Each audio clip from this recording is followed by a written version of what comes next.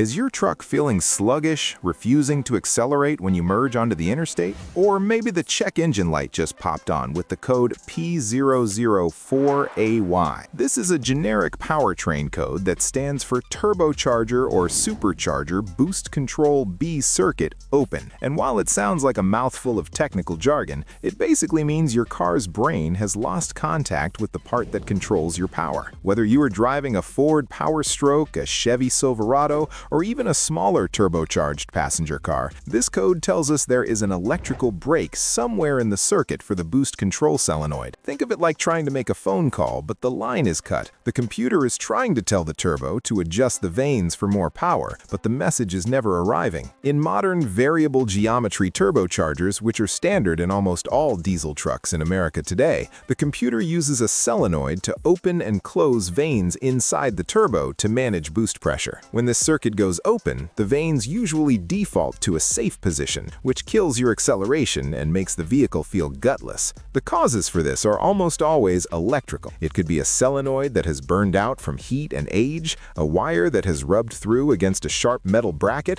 or even a connector that has corroded due to road salt and moisture. To figure this out, you do not need to guess. You need to investigate. Start by locating your turbocharger and finding the boost control solenoid. Look closely at the wiring harness. In rural areas, it is very common for mice to chew through these wires, so look for any signs of rodent damage or melted insulation. If the wires look okay on the outside, you need to use a scan tool with bidirectional control. With the engine idling, command the boost solenoid to open and close. You should hear a change in the engine tone and see the RPM fluctuate slightly. If nothing happens when you press the button on your scanner, grab your digital multimeter. You need to unplug the solenoid and check for 12 volts of power and a good ground on the harness side. If you have power and ground reaching the plug, but the solenoid does not click or move when commanded, then the solenoid itself is dead and needs to be replaced. However, if you are missing power at the plug, you have a broken wire somewhere between there and the computer, and you will need to trace that circuit back. This code is considered moderate to severe because while it might just feel like low power now, running a turbo without proper control can lead to clogged exhaust filters